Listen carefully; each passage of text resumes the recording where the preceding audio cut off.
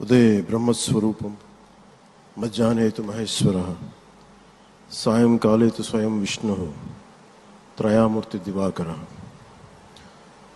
ముందుగా సూర్య భగవానునికి నమస్సమాంజలు తెలియజేస్తూ యోగ విద్యను అందించిన ఆదియోగి పరమశివునికి, ఆ మహాయోగ విద్యని మనకి పతంజలి మహర్షి యోగశాస్త్ర రూపంలో అందించారు.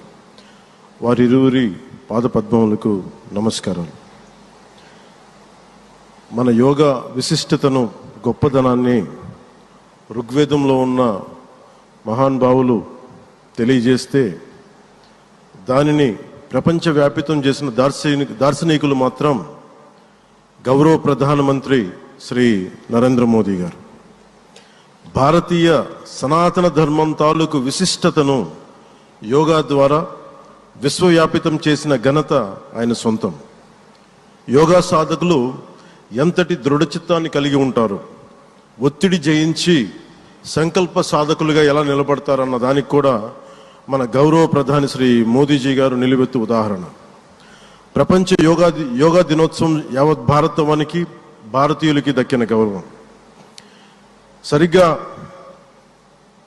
ఒక 2014లో అప్పుడే ఐక్యరాజ్య సమితిలో గౌరవ ప్రధానమంత్రి మోదీ గారు ప్రవేశపెట్టినప్పుడు దాదాపు 177 దేశాలు ఈ రెజల్యూషన్కి మద్దతు పలికినాయి. ఇంతమంది మద్దతుని కూడగట్టగలిగి ఈ రోజున మనకి 2015 నుంచి యోగా దినోత్సవం ప్రారంభమైంది. ఈ రోజున గౌరవ ప్రధానమంత్రి మోదీజీ గారి పిలుపు మేరకు మనం మొదట విశాఖ 11వ యోగా దినోత్సవ సంబరాలకు వేదిక అయింది. శ్రీ మోదీజీ గారి సమక్షంలో గౌరవ ముఖ్యమంత్రి వర్యులు శ్రీ చంద్రబాబు నాయుడు గారి కృషితో ప్రపంచ రికార్డుకు వేదికగా నిలిచింది.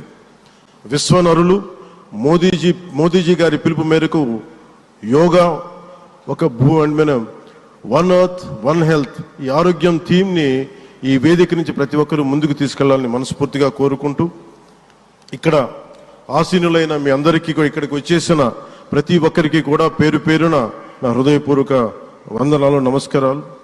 అలాగే గౌరవనీయులైన గవర్నర్ గారి శ్రీ అబ్దుల్ నజీర్ జీ గారికి, గౌరవ ముఖ్యమంత్రి శ్రీ నారా చంద్రబాబు నాయుడు గారికి, civil aviation minister Kinjarapu Rammohan Naidu గారికి, అలాగే మనకి Ayush minister of state independent charge Shri Prataprao Jadhav గారికి, అలాగే వేదిక పైన ఉన్న ప్రతి ఒక్కరికి, గౌరవ కేంద్ర మంత్రివర్యులకి, రాష్ట్ర మంత్రివర్యులకి, ప్రతి ఒక్కరికి పేరు పేరున ధన్యవాదాలు తెలియజేసుకుంటూ సెలవు తీసుకున్నాను. జై భారత్, జై హింద్.